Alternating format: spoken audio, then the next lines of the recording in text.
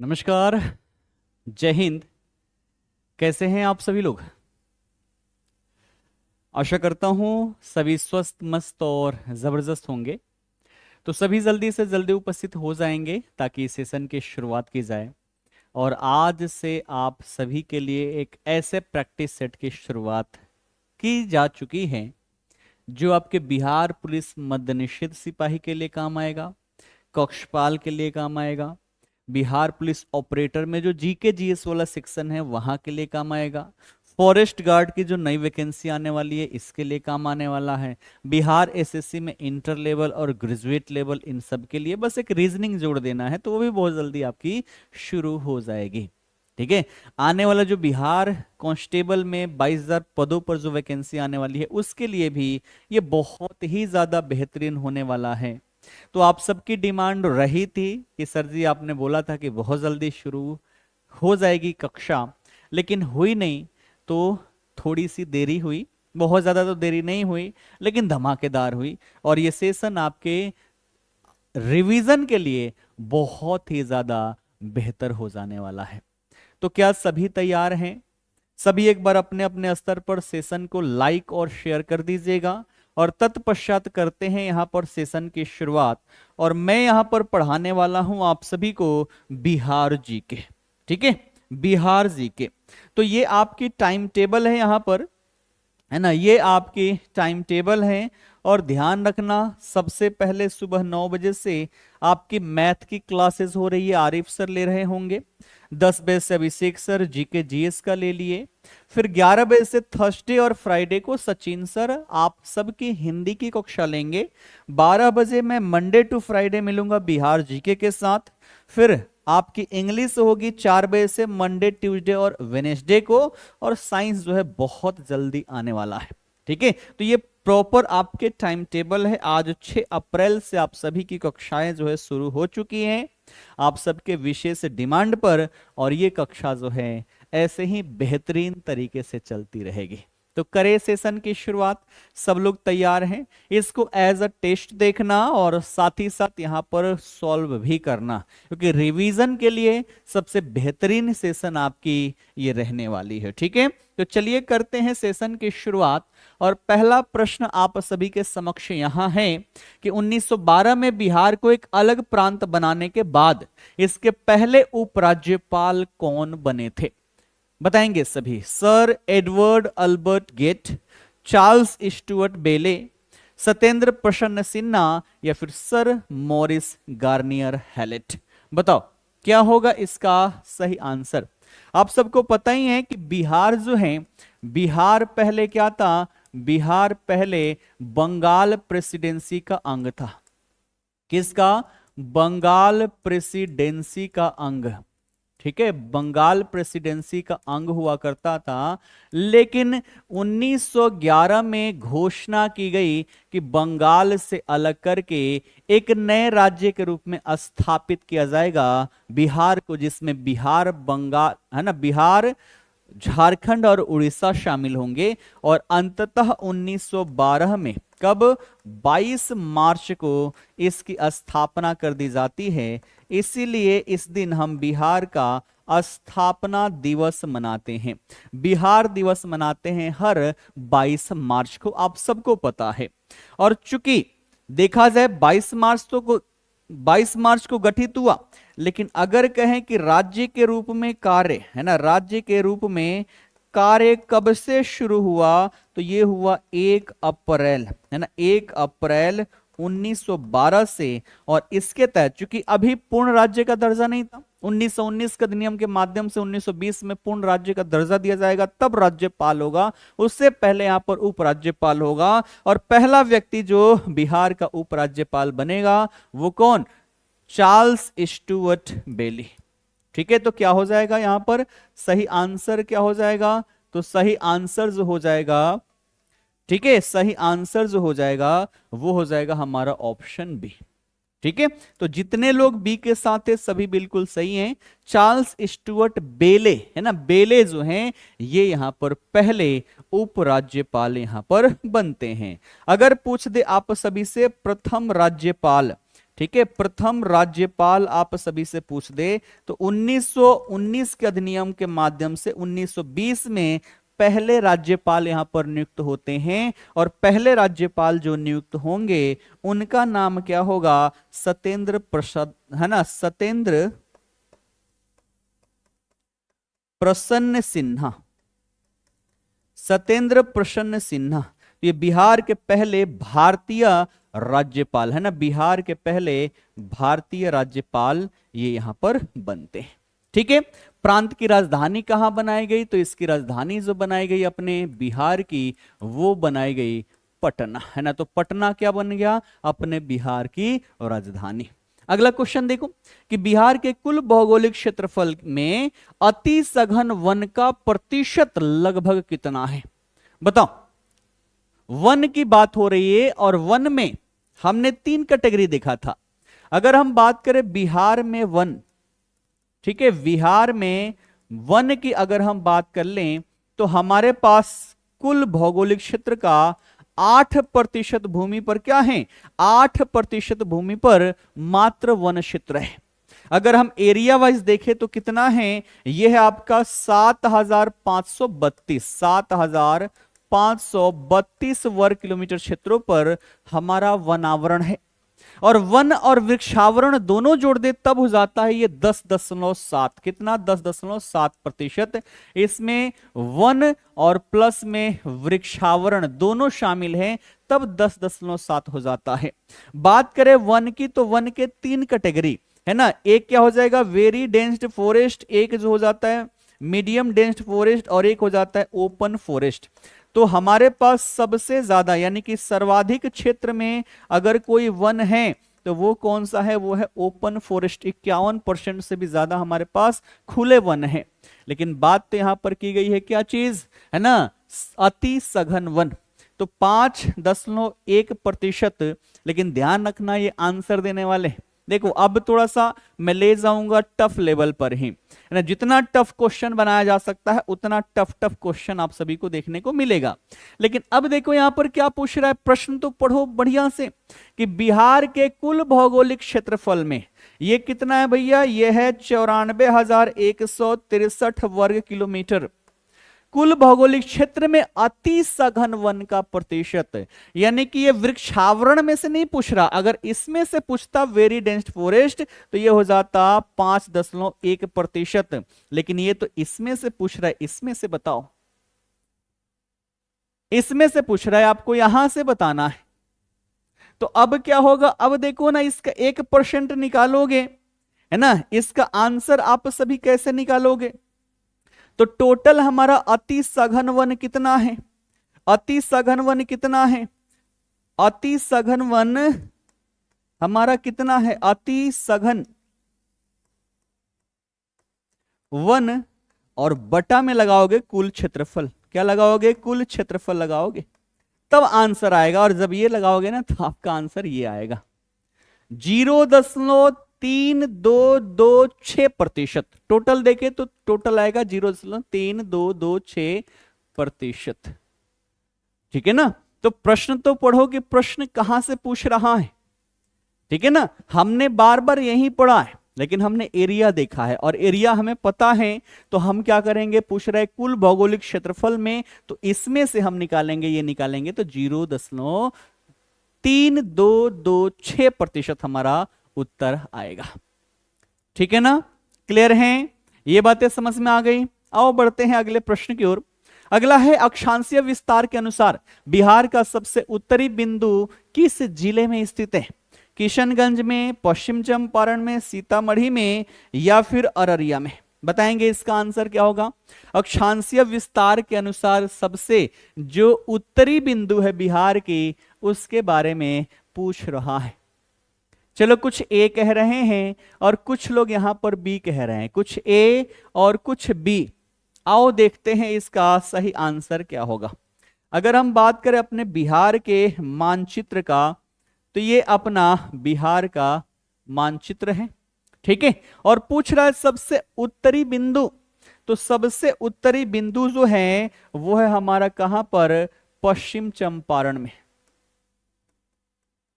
ठीक है, पश्चिम चंपारण में सबसे उत्तरी बिंदु आप सभी को देखने को मिल जाएगा। तो इसका सही आंसर क्या हो जाएगा, वो हो जाएगा हमारा ऑप्शन बी। ठीक है, लेकिन केवल क्वेश्चन यहीं से तो नहीं पूछा जाएगा।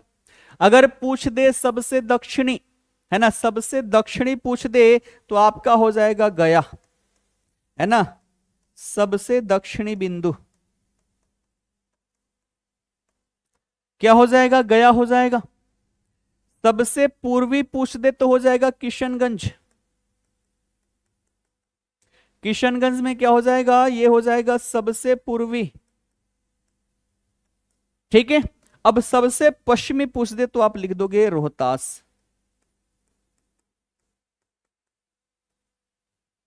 नहीं, रोहतास ये कैमूर यहां है ना, कैमूर। सबसे पश्चिमी पूछ दे तो आप बताओगे कैमूर। ये चार चीज आप याद रखना, गलती कभी नहीं होगी। ठीक है, सबसे पश्चिमी कहां, तो ये हो जाएगा हमारा कैमूर। ठीक है ना, तो ये चार चीजें, सबसे उत्तरी बिंदु पश्चिम चंपारण में, सबसे पूर्वी बिंदु किशनगंज में, सबसे दक्षिणी बिंदु गया में, और सबसे पश्चिमी बिंदु जो है वो हमें कैमूर जिले में देखने को मिल जाएगा। क्लियर है? चलो बढ़ते हैं आगे अगले प्रश्न की ओर। देखो, झारखंड उत्पाद सिपाही का करंट अफेयर मैं कल शाम को लेकर आऊंगा। ठीक है ना, मैं कल सुबह तक सेशन शेड्यूल करवा दूंगा और कल शाम तक झारखंड का करंट अफेयर का मैं क्लास करवा दूंगा। ठीक है ना, चलो बढ़ते हैं आगे अगले प्रश्न की ओर। अगला कह रहा है कि बिहार के दक्षिण में स्थित विंध्यन क्रम की चट्टानें मुख्य रूप से किन जिलों में पाई जाती है? रोहतास और कैमूर में, मुंगेर, जमुई और नवादा में, गया और औरंगाबाद में, या फिर भागलपुर और बांका में? बताएंगे। पूछ रहा है विंध्यन क्रम की जो चट्टानें हैं वो किन जिलों में पाई जाती है। विंध्यन क्रम की, ध्यान रखना है क्वेश्चन जो है ये अपने टफनेस लेवल के साथ है। ठीक है, मॉडरेट और टफ वाला है। एक दो क्वेश्चन आपके इजी वाले, यानी कि मिक्स क्वेश्चन आपको यहां पर देखने को मिलेगा, और रोज ही मिक्स ही करवाऊंगा हर टाइप के क्वेश्चन। चलो यहां पर ए के साथ जा रहे हैं। क्योंकि बिहार के संदर्भ में हमने पढ़ा था कि बिहार में अगर हम चट्टानों की बात कर लें तो चार प्रकार की हमारी चट्टानें पाई जाती है ना। इन चट्टानों में हमने देखा कि यहां पर जो कौन सी नदी है, यहां पर सोन नदी, और सोन नदी के यहां पर जो अवस्थित है ये हमारा विंध्यन क्रम की चट्टानें। कौन सी? विंध्यन क्रम की चट्टानें, जिसका विस्तार दो जिलों में है, कैमूर एवं रोहतास में। कहां पर? तो कैमूर एवं रोहतास जिले में अवस्थित है। उसके बाद से हमने पढ़ा था ये जो दक्षिण वाला भाग है इसे हम बोलते हैं धारवाड़ क्रम की चट्टानें। कौन सी? धारवाड़ क्रम की चट्टानें, जो बिहार की सबसे पुरानी है ना, बिहार की सबसे पुरानी चट्टानें, है ना। बिहार की सबसे पुरानी चट्टानें जो है वो कौन सी है? वो है हमारी धारवाड़ क्रम की चट्टानें। और सबसे नई जो बात कर ले, है ना, अगर पूछ दे कि सबसे नई चट्टानें, है ना, सबसे नई चट्टानें, तो वो हमारा कहां मिलेगा? हमारा मिलेगा जलोढ़ क्षेत्र में। कहां मिलेगा? जलोढ़ क्षेत्र में। ठीक है, और इसे हम क्या बोलते हैं? इसे हम बोलते हैं क्वाटनरी। ठीक है, क्वाटनरी चट्टानें। तो बिहार में अगर पूछ दे कि सर्वाधिक कौन सी चट्टानें हैं, तो चूंकि हम क्या हैं, हम मैदानी क्षेत्रों में अवस्थित हैं, हमारे पास जलोढ़ मैदान के क्षेत्र ज्यादा हैं, अर्थात हमारे पास सबसे ज्यादा विस्तार अगर किसी चट्टान का है तो वो है क्वाटनरी चट्टानों का। ठीक है, एक हमारा चट्टान बच गया, कौन सा? तो एक बच गया हमारा जो शिवालिक का विस्तार है। ठीक है, शिवालिक का विस्तार। यहां पर कौन सा चट्टान पाया जाता है? तो यहां पर पाया जाएगा आपका टर्शियरी प्रकार की चट्टानें। तो चार प्रकार की बिहार में चट्टानें हैं। टर्शियरी पश्चिम चंपारण में है ना। विंध्यन क्रम की चट्टानें कैमूर रोहतास में। धारवाड़ क्रम की चट्टानें दक्षिण में औरंगाबाद, गया, कैमूर, है ना, जमुई, बांका, इन सभी क्षेत्रों में। और बाकी जो जिले बच गए यहां पर हमें देखने को मिलेगी क्वाटनरी प्रकार की चट्टानें। ठीक है ना, क्लियर है? थोड़ा सा डिटेल में चल रहे हैं, क्वेश्चन कम हो कोई दिक्कत नहीं है, डिटेल ज्यादा हो तो मजा आएगा ना। क्वेश्चन की संख्या तो ज्यादा नहीं चाहिए, डिटेलिंग आप सभी को ज्यादा चाहिए, तो मैं प्रयास यही करूंगा कि डिटेल ज्यादा करते हुए चलेंगे। तो यहां पर सही आंसर क्या हो जाएगा, ये हो जाएगा हमारा ऑप्शन ए। ठीक है ना, रोहतास और कैमूर जिले जो है यहां पर विंध्यन क्रम की चट्टानें मुख्य रूप से पाई जाती है। अगला देखो, अगला कह रहा है कि बिहार विधानसभा के प्रथम अध्यक्ष कौन थे जिन्होंने आजादी के बाद कार्यभार संभाला था। रामदयालु सिंह, विंदेश्वरी प्रसाद वर्मा, लक्ष्मी नारायण सुधांशु या फिर हरिनाथ मिश्र। बताएंगे बिहार विधानसभा के पहले अध्यक्ष कौन थे। और प्रश्न पूछने का तरीका देखो, यहां पर बात हो रही है आजादी के बाद कार्यभार संभालने वाले। ठीक है, चलो बी के साथ सभी लोग जा रहे हैं, है ना, सभी यहां पर बी के साथ जा रहे हैं, जो कि आपका बिल्कुल सही हो जाएगा। विंध्येश्वरी प्रसाद वर्मा की अगर बात कर लें तो आजादी के बाद, है ना, ये पहले अध्यक्ष रहते हैं अपने विधानसभा के। ठीक है, आजादी से पूर्व पूछता तो आप बताते रामदयालु सिंह, केवल प्रथम पूछता, ठीक है, या फिर आप सभी से पूछता आजादी से पूर्व, है ना, आजादी से पूर्व, तो आप क्या क्या होता, रामदयालु सिंह होता। 1935 के अधिनियम के माध्यम से 1937 में जो चुनाव हुए थे, सबसे ज्यादा सीटें कौन जीती थी, कांग्रेस जीती थी, 98 सीटों पर विजयी थी। और कांग्रेस को लीड करने वाले जो व्यक्ति थे उनका नाम था श्री कृष्ण सिंह, है ना। तो पहले चूंकि गवर्नर के साथ इनका संघर्ष था स्वायत्तता को लेकर, तो गवर्नर ने अपने विवेक का प्रयोग करते हुए किसको, तो मोहम्मद यूनुस को आमंत्रित करता है कि भैया आप अपनी सरकार बना लो। और कुछ ही दिनों की सरकार चलने के पश्चात वो बहुमत सिद्ध नहीं कर पाते हैं और उनकी सरकार गिर जाती है। तो पहले मुख्यमंत्री, और मुख्यमंत्री को उस टाइम पीरियड पर प्रधानमंत्री बोलते थे, तो बिहार के पहले प्रधानमंत्री मोहम्मद यूनुस बनते हैं, लेकिन इनकी सरकार धराशायी हो जाती है, बहुमत सिद्ध नहीं कर पाती, तब जाके यहां पर श्री कृष्ण सिंह बनते हैं। तो अभी के वर्तमान के जितने भी क्वेश्चंस पूछे जाते रहे हैं वहां पर श्री कृष्ण सिंह जो हैं, ठीक है, श्री कृष्ण सिंह जो हैं, इनको बिहार का पहला सीएम माना गया है, बिहार का पहला सीएम माना गया है। कब, तो 1937 में ये सीएम बनते हैं और 1961 तक ये इस पद पर बने रहते हैं। अब यहां पर क्वेश्चन बनेगा सर्वाधिक बार सीएम, है ना, करंट का है, ध्यान रखना, अवश्य पूछा जाएगा। सर्वाधिक बार सीएम अगर पूछे तो क्या लिखोगे, आप लिखोगे नीतीश कुमार जी, है ना। क्या नाम है इनका, इनका नाम है नीतीश कुमार। कितनी बार बने हैं भैया, तो 10 बार, और 10 बार बन के Guinness book of world record में इन्होंने अपना नाम जो है वो शामिल कर लिया है। 10 बार बिहार के सीएम बने हैं। और अभी कौन है, तो अभी तो पता ही नहीं है कौन आएगा कौन नहीं आएगा, ये अपना इस्तीफा दे चुके हैं और अब नया चेहरा कौन बनता है इसका बेसब्री से हमको और आपको इंतजार है। ठीक है ना, देखते हैं कौन यहां पर सीएम बनते हैं। तो पहले सीएम जो है श्री कृष्ण सिंह, है ना, उसके बाद से पहले जो यहां पर अध्यक्ष बने रामदयालु सिंह, आजादी के बाद पहले यहां पर विंध्येश्वरी प्रसाद वर्मा। ठीक, अगला देखो कि बिहार का वह जिला कौन सा है जिसकी सीमा नेपाल के साथ साथ उत्तर प्रदेश से भी लगती है, बताओ। यानी कि ऐसा जिला जिसका सीमा नेपाल से भी लगती है और उत्तर प्रदेश से भी, कौन सी जिला है बताएं आप सभी, क्या हो जाएगा इसका सही आंसर। चलो ये भी सी के साथ बहुमत है ना, बहुमत जो है वो सी है, पश्चिम चंपारण, बिल्कुल सही, है ना। पश्चिम चंपारण जो होगा ये हमारा बिल्कुल सही आंसर हो जाएगा। अगर हम बात करें अपने बिहार के मैप की, है ना, खोपड़िया में छपी हुई होनी चाहिए मैप, है ना, खोपड़िया में मैप जो है वो छपी हुई होनी चाहिए। और इसमें से इस प्रश्न के आधार पर 4 जिले, ये हो गया आपका कौन सा, पश्चिम चंपारण।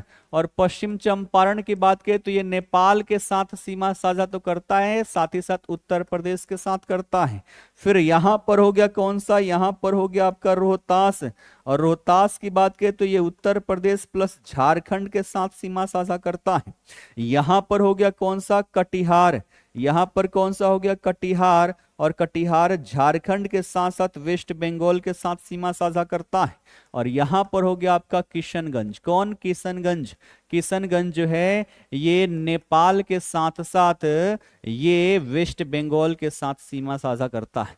तो ये 4 जिले भी आप सभी याद रखना, ये 4 ऐसे जिले हैं जो 2 साइड से सीमा साझा करते हैं। पश्चिम चंपारण नेपाल और उत्तर प्रदेश के साथ, रोहतास उत्तर प्रदेश और झारखंड के साथ, कटिहार झारखंड और वेस्ट बंगाल के साथ, और किशनगंज जो है वो नेपाल और वेस्ट बंगाल के साथ। बात करें सीमा साझा करने की, तो नेपाल के साथ आप सबको पता होगा कि कितने 7 जिले हम सीमा साझा करते हैं। उत्तर प्रदेश के साथ 8 जिले, झारखंड के साथ 8 जिले और वेस्ट बंगाल के साथ 3 जिले, है ना। और सबके ट्रिक आप सभी को याद होगा जो कि मैंने आप सभी के खोपड़िया में छाप दी है। ठीक है, क्लियर है? बढ़े आगे, चलो अगले प्रश्न की ओर चलते हैं। अगला कह रहा है कि बिहार का राजकीय पक्षी कौन सा? ये बड़ा ही आसान क्वेश्चन है, क्योंकि मैंने बोला था कि आसान भी होगा, और ऐसे ऐसे क्वेश्चन बिहार दरोगा में इस बार पूछा गया है। और जब भी ऐसा क्वेश्चन बोर्ड पे मैं लेके आता हूं तो कई महान व्यक्तित्व हैं, सीधे कह देते हैं कि सर जी क्या ही करा रहे हो, यहां से कहां ही क्वेश्चन आएगा। लेकिन बिहार दरोगा का चारों शिफ्ट में एक दो क्वेश्चन ऐसे पूछे गए हैं, तो हम इनको भी छोड़ के आगे नहीं बढ़ सकते। ठीक है, तो सभी लोग यहां पर सी के साथ जा रहे हैं, और सी जो है हमारा बिल्कुल सही आंसर है, वो है गौरैया। कोयल जो है, कोयल कहां की है? कोयल जो है ये झारखंड की, है ना, झारखंड की राजकीय पक्षी है। ठीक है, इसके साथ साथ पूछ दिया जाता है राजकीय वृक्ष, है ना। तो राजकीय वृक्ष कौन सा है? वो है हमारा यहां पर पीपल। ठीक है, राजकीय पशु की बात कर लें तो राजकीय पशु जो है बैल। बैल से पहले क्या था? रीछ हुआ करता था। ठीक है, उसके बाद राजकीय पुष्प अगर आप सभी से पूछ दे तो आप बताओगे गौरैया। क्या बताओगे? आप बताओगे गौरैया। राजकीय मछली अगर आप सभी से पूछ दे तो आप बताओगे मांगुर। क्या बताओगे? आप बताओगे यहां पर मांगुर। ठीक है, क्लियर है? ठीक, अगर पूछ दे राजकीय चिन्ह, राजकीय चिन्ह क्या है हमारा? तो राजकीय चिन्ह है 2, है ना, 2 हमारे क्या कहते हैं, ठीक है, 2 स्वास्तिक के बीच में बोधि वृक्ष। ठीक है, तो बोधि वृक्ष जो है ये हमारा क्या है? ये है हमारा राजकीय चिन्ह, और ये जो है 2 स्वास्तिक के बीच में है ना। ये जो है ये 2 स्वास्तिक के बीच में बोधि वृक्ष जो है यही हमारा राजकीय चिन्ह है। ठीक है ना। पुष्प में अच्छा गौरैया लिख दिया, बोला गेंदा है, लिखा गौरैया है ना। इसके लिए तो मैं क्षमा प्रार्थी हूं, इसके लिए मैं क्षमा प्रार्थी हूं। पुष्प जो है वो क्या है? गेंदा है, मैरीगोल्ड है। ठीक है ना, पुष्प क्या है? वो है गेंदा। ठीक, चलो बढ़े आगे। अरे हो जाता है गलतियां, हम तो इंसान है ना, और इंसान गलतियों का पुतला होता है। हो जाता है कभी कभी गलतियां, लेकिन गलती करके उसको मान लेना ये सबसे बड़ी बात है। ठीक है ना। और आप लोगों ने कहा हमने तो बिल्कुल माना। क्लियर? बढ़े आगे। कल पटना कितने लोग आए थे? कितना मजा आया था कल पटना में, कितना मजा आया था कि कहें तो कहें क्या।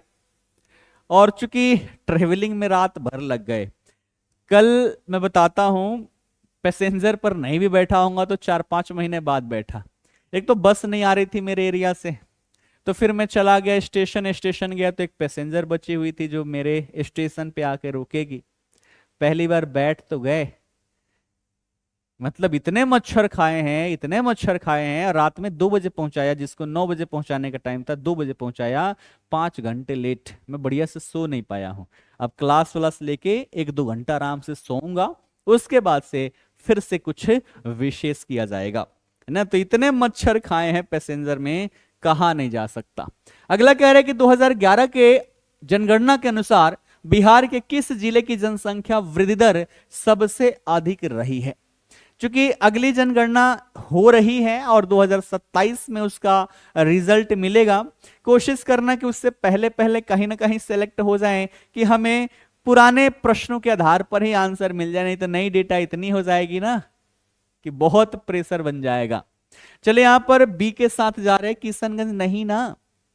अगर हम बात करें, हम किसकी बात कर रहे हैं? हम बात करें जनसंख्या वृद्धि दर। और जनसंख्या वृद्धि दर क्या होता है? 10 वर्षों में जितना प्रतिशत हमारा जनसंख्या वृद्धि हो गया। तो अगर हम बात करें यहां पर जनसंख्या वृद्धि दर, ठीक है, और ये 10 वर्षों पर 2001 से 2011 के बीच में पूछ रहा है, और इसके बीच में बिहार का 25.4% जनसंख्या जो है बढ़ी है। 10 साल में 25%, यानी कि 40 साल में सीधे डबल। ठीक है, 40 साल में सीधे डबल यहां पर। तो ये हमारा एन एवरेज रहा है राज्य का। लेकिन इनमें से भी सबसे आगे जो निकला है ना, वो निकला है मधेपुरा भैया, 31% से भी ज्यादा, है ना, 31.1%, है ना। तो 31% से भी ज्यादा यहां पर जनसंख्या वृद्धि दर दर्ज की गई है। ठीक है, 30 या 90, है ना, मतलब 35 साल में डबल, है ना, 35 साल में डबल वाली स्पीड यहां पर रही है। अगर बात करें सबसे कम वृद्धि दर कहां पर हुई, है ना, सबसे कम, तो ये रहा है अरवल में। ठीक है, अरवल में सबसे कम वृद्धि दर देखने को मिला है। बात करें हम यहां पर जनसंख्या की, ठीक है, तो 2011 की जनगणना के अनुसार 10 करोड़ 41 लाख, कितना, 10 करोड़ 41 लाख हमारी जनसंख्या है। लेकिन 2023 की जाति आधारित गणना रही, इसके अनुसार 13 करोड़ से भी ज्यादा, है ना। उस समय 13 करोड़ 7 लाख था, अब तो भैया बहुत हो चुका होगा। तो 13 करोड़ से भी ज्यादा हमारी जनसंख्या यहां पर हो चुकी है। और जनसंख्या के आधार पर देखें तो बिहार का भारत में तीसरा स्थान है ना। बिहार का भारत में कौन सा, तो तीसरा स्थान है। ये बातें आप सभी ध्यान में रखना। ठीक है, अगर बात करें सर्वाधिक जनसंख्या कहां रहती है, ठीक है, अगर पूछे बिहार में सर्वाधिक जनसंख्या जो है ये कहां रहती है, तो आप आंख मूंद के राजधानी लगा दोगे, पटना लगा दोगे, है ना। पटना में सबसे ज्यादा जनसंख्या जो है वो निवास करती है। ठीक है ना। अगला देखो कि बिहार सोशलिस्ट पार्टी का औपचारिक गठन 1934 में कहां हुआ था। बिहार सोशलिस्ट पार्टी का औपचारिक गठन जो है ये 1934 में कहां हुआ था, बताएंगे। हाँ, अभी क्लास तो घर से ले रहे हैं, गेहूं काटना है ना, तो वो भी तो जरूरी है। अब ऐसा थोड़ना कि पढ़ाते हैं तो गेहूं नहीं काटते हैं, गेहूं काटने का टाइम आ गया है, तो सोचा कि थोड़ा सा गेहूं वहूं काट लिया जाए, क्लास भी हो जाएगी, उसके बाद रात्रि टाइम गेहूं कटनी होगा, दिन में क्लास होगी, रात्रि में गेहूं कटनी हो जाएगा। तो दोनों चीजें यहां पर क्रमबद्ध तरीके से चलती रहेगी। ठीक है, चलो ऑप्शन ए के साथ बहुमत है, कुछ लोग यहां पर बी वाले भी हैं। ठीक है, अगर बात करें 1934 में, तो इसका औपचारिक गठन होता है, और वो कहां पर होगा, वो होगा आपका अंजुमन इस्लामिया हॉल पटना में। कहां पर, अंजुमन इस्लामिया हॉल पटना में इसका यहां पर गठन किया जाएगा।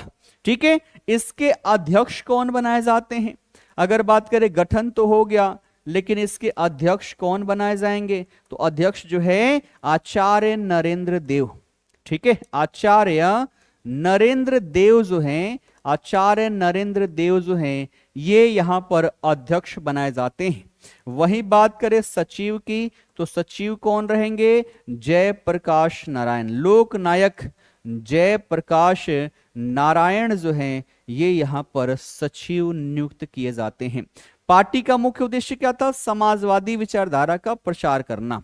लेकिन अगर बात करें इसकी प्रारंभिक नींव कब रखी गई, है ना, इसका प्रारंभिक नींव कब रखी गई, ये रखी गई थी 1931 में, है ना। किसके द्वारा, तो यहां पर एक व्यक्ति थे जिनका नाम था गंगा शरण, क्या नाम था, गंगा शरण सिन्हा, क्या नाम था, गंगा शरण सिन्हा। और दूसरे यहां पर राम वृक्ष बेनीपुरी, कौन, राम वृक्ष बेनीपुरी, राम वृक्ष बेनीपुरी, आप सभी ध्यान में रखना। प्रारंभिक नींव 1931 में इनके द्वारा रखी जाती है। ठीक है, अगला देखो, अगला कह रहा है कि बिहार के किस जिले में लिंगानुपात राज्य के औसत से सबसे अधिक है। बताएंगे सिवान, सारण, गोपालगंज या फिर किशनगंज। जनगणना ध्यान रखना, जनगणना से आपके 2 से 3 क्वेश्चन बनते ही बनते हैं, ठीक है ना। अगर बिहार राज्य विशेष के 8 क्वेश्चन आते हैं तो उसमें से कम 2 क्वेश्चन आपके जनगणना से होंगे।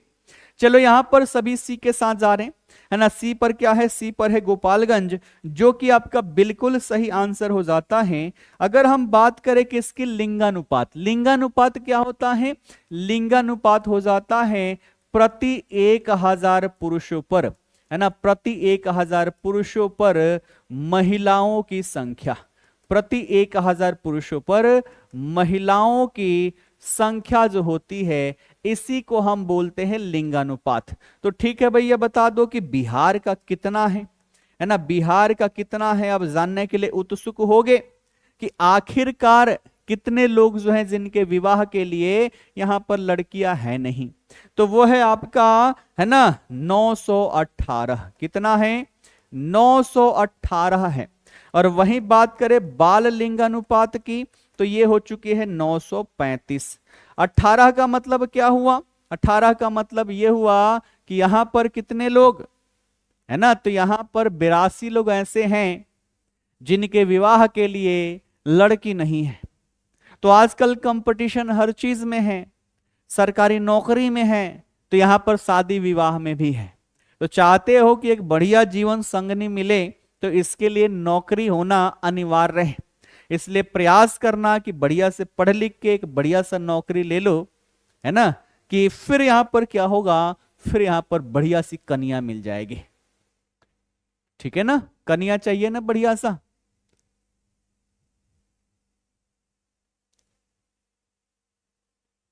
बहुत बढ़िया। डिमांड जो है ना, दहेज वाला सिस्टम उल्टा हो जाएगा कुछ दिनों में, देख लेना। लड़की वाले लेंगे लड़कों से कि भैया चलो दो, तब मिलेगा, है ना, तब मिलेगा यहां पर। ठीक, तो यहां पर बाल लिंगानुपात 935 है, बिहार का 918।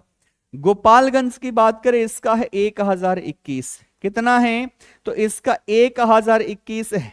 और सबसे कम अगर पूछ दे आप सभी से कि सबसे कम लिंगानुपात कहां पर है, तब आप क्या बताओगे, आप बताओगे मुंगेर। कितना है, 876।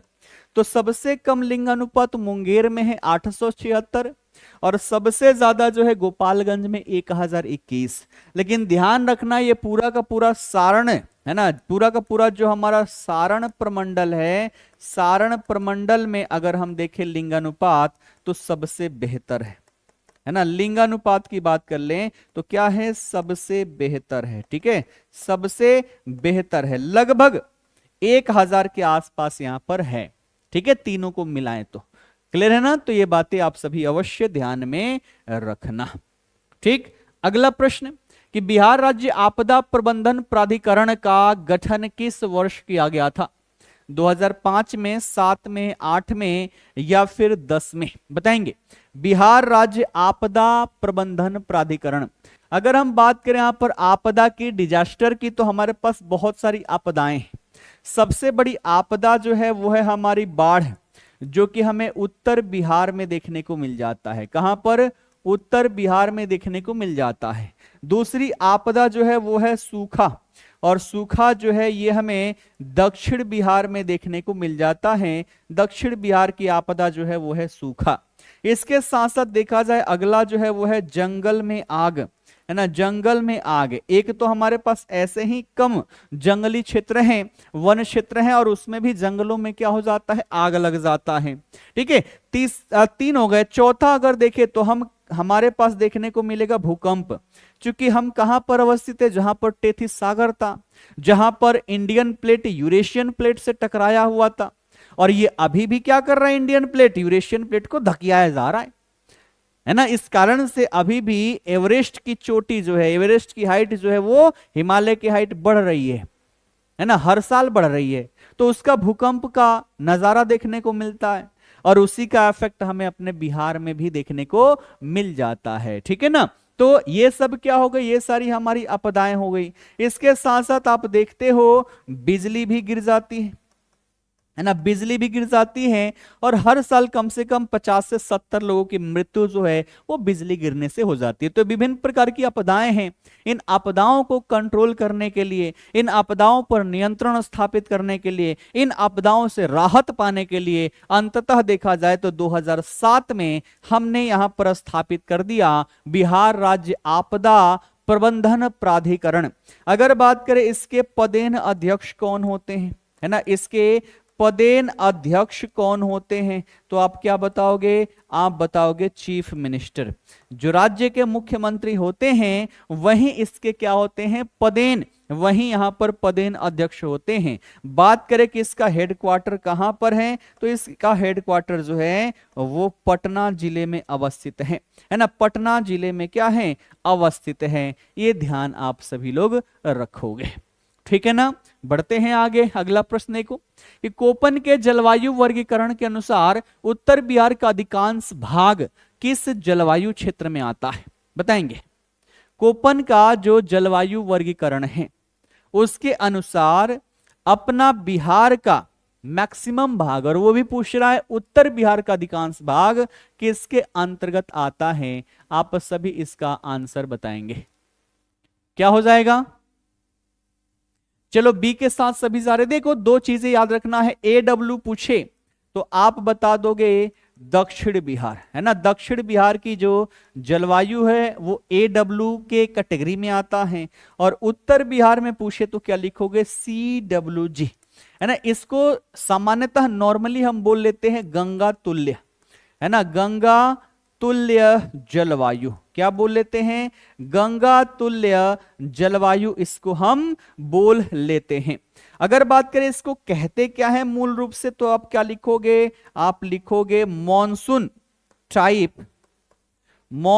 Type with dry winter, with dry winter, इसी को हम कह लेते हैं शॉर्ट में CWG, ठीक। अब बात करें यहां पर कि बिहार की जलवायु कैसी है, क्वेश्चन डायरेक्ट तो यही पूछा जाता है ना कि अपनी जो बिहार है, बिहार की जलवायु कैसी है। तो बिहार की जलवायु जो है ये है हमारी मानसूनी, कैसी है, तो ये है हमारी मानसूनी जलवायु, आप सभी ध्यान में रखना, ठीक है। उसके बाद पूछेगा कि सर्वाधिक वर्षा कहां पर हो जाती है ना, सर्वाधिक वर्षा कहां पर हो जाती है, तो सर्वाधिक वर्षा जो है वो हो जाती है किशनगंज में। कितना, तो ये हो जाएगा 200 सेंटीमीटर से भी ज्यादा। सबसे पहले मॉनसून कहां पहुंचती है, किशनगंज में पहुंचती है। सबसे ज्यादा वर्षा कहां पर होती है, किशनगंज में होती है। और सबसे कम वर्षा तो हमारा दक्षिण के पठारी सीमांत क्षेत्र हैं, वहां पर सबसे कम वर्षा देखने को मिलती है। फिर बात करें सबसे गर्म जिला, है ना, सबसे गर्म जिला अगर आप सभी से पूछ दे तो आप क्या बताओगे, आप बताओगे गया। लेकिन ध्यान रखना जो सबसे गर्म वहीं सबसे ठंडा, तो गया ही क्या है, सबसे ठंडा जिला भी है। तो सबसे गर्म जिला पूछे तब भी गया, और सबसे ठंडा जिला पूछे तब भी आपको बता देना है यहां पर क्या चीज, गया, ठीक है। चलो अगला क्वेश्चन कि बिहार में लोकसभा की सुरक्षित सीटों की संख्या कितनी है, 4, 6, 8 या फिर 10, बताएंगे। बिहार लोकसभा में सुरक्षित सीटों की संख्या कितनी है। प्रश्न की संख्या को लेकर पहले ही बता दो, कोई घबराएगा नहीं, क्योंकि ये सेशन लंबी चलनी है ना, जून के आसपास एग्जाम का डेट है। अब देखो थोड़ा सा शंका तो मुझे यहीं से होना शुरू हो गया, क्योंकि कैलेंडर में फॉरेस्ट गार्ड की नोटिफिकेशन मार्च के लास्ट तक देने की बात थी। मार्च खत्म हो गया, अप्रैल शुरू हो गया, और अभी तक इसको लेकर कोई भी नोटिफिकेशन नहीं आया। तो कहीं ना कहीं सरकार में जो परिवर्तन हो रही है इसका असर यहां पर देखा जा सकता है। और अगर ऐसे ही रहा तो फिर भैया काहे का कैलेंडर काहे का जारी कर दिए, बच्चों को धोखा में रखने के लिए। अगर जारी कर दिए तो कम से कम उसके ऊपर चलना तो चाहिए ना। जारी कर दिया, हम वेट कर रहे हैं, बच्चे वेट कर रहे हैं कि फॉरेस्ट गार्ड का आएगा आएगा, भैया वेट करते करते हमारा अप्रैल शुरू हो गया, कोई नोटिफिकेशन नहीं। और अगर ऐसा ही रहा तो फिर कैसे जून में पेपर हो जाएगा, कैसे मान ले कि आपने लिख दिया और वो बात आपकी सही हो जाएगी। तो थोड़ा सा मन दुखित तो हो जाता है यहां पर देखकर, बाकी कोई दिक्कत नहीं है। सुख दुख आते रहेंगे, अपना मोटिवेशन कम नहीं करना है, हमेशा पढ़ते रहना है, इतना पढ़ते रहना है कि जब आए तब बाजी मार लेनी है। ठीक है ना।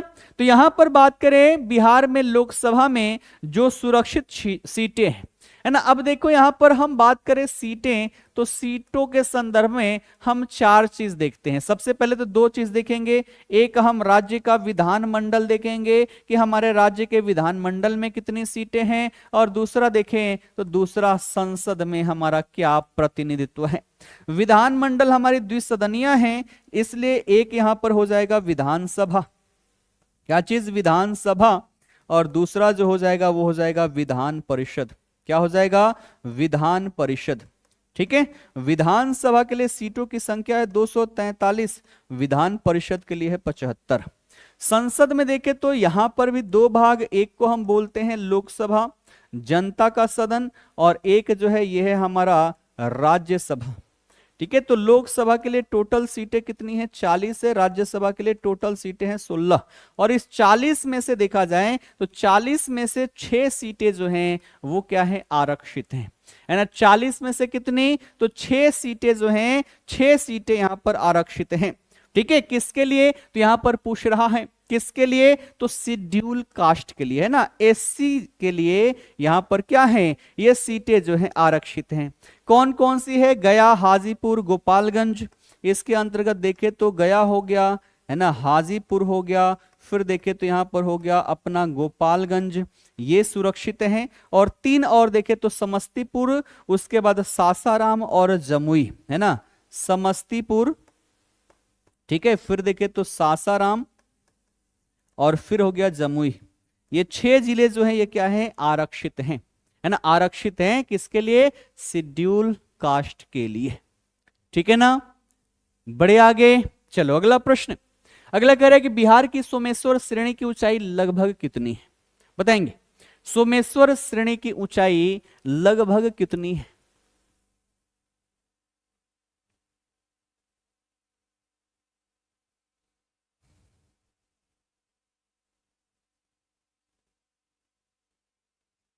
ठीक है, क्या हो जाएगा, चलो कुछ ए कह रहे हैं, कुछ यहां पर डी कह रहे हैं। ठीक है, सोमेश्वर श्रेणी, अब देखो यहां पर बात करेंगे, औसत ऊंचाई यहां पर नहीं पूछा, औसत पूछता तो कुछ अलग होता, लेकिन इसकी ऊंचाई पूछ दिया, यानी कि इसका मतलब क्या हुआ, सबसे ऊंची चोटी। इसका मतलब क्या हुआ, इसका मतलब हुआ कि सबसे ऊंची चोटी यहां पर जो है, और सबसे ऊंची चोटी कौन सी है, वो है हमारा सोमेश्वर किला। कौन सा, तो सोमेश्वर किला जो है ये सबसे ऊंची चोटी है, और इसकी हाइट 880 मीटर है, और ये बिहार की सबसे ऊंची चोटी है। ध्यान रखना, अगर पूछ दे बिहार की सबसे ऊंची चोटी, बिहार की सबसे ऊंची चोटी अगर आप सभी से पूछ दे तो आप बताओगे यहां पर सोमेश्वर किला। ठीक है, पूछे कहां पर है तो आप बताओगे पश्चिम चंपारण जिला। क्या बताओगे, पश्चिम चंपारण जिला बताओगे। ठीक है, पूछ दे किसका विस्तार है ये, है ना, किसका विस्तार है, तो आप बताओगे हिमालय का। किसका, हिमालय का। हिमालय में भी देखे किसका, शिवालिक का, है ना, और शिवालिक में भी देखे तो शिवालिक का जो पर्वत पादीय क्षेत्र है ना, यानी कि इसका जो दक्षिणी विस्तार है, कौन सा, दक्षिणी विस्तार जो है इसी का देखा जाए विस्तार अपने पश्चिम चंपारण जिले में देखने को मिल जाता है। ठीक है ना, बड़े आगे अगला कि बिहार का सर्वाधिक जनसंख्या घनत्व वाला जिला शिवहर है, इसका घनत्व कितना है बताएंगे। प्रश्न संख्या पर मत आना, ऐसे तो मैंने 25 लिया है, फास्ट कराऊंगा तो 25 हो जाएगा, लेकिन यहां पर हम प्रयास क्या करेंगे, मैक्सिमम क्वेश्चन करने का, है ना, मैक्सिमम क्वेश्चन करने का, यहां पर मैक्सिमम डिटेलिंग करने का प्रयास करेंगे, है ना, मैक्सिमम डिटेलिंग यहां पर करने का प्रयास करेंगे, इसलिए प्रश्नों की संख्या पर मत जाना।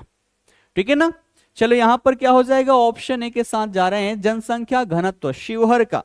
अब जनसंख्या घनत्व क्या होता है, इसका मतलब होता है प्रति वर्ग किलोमीटर में, इसका मतलब क्या होता है, प्रति वर्ग किलोमीटर में निवास करने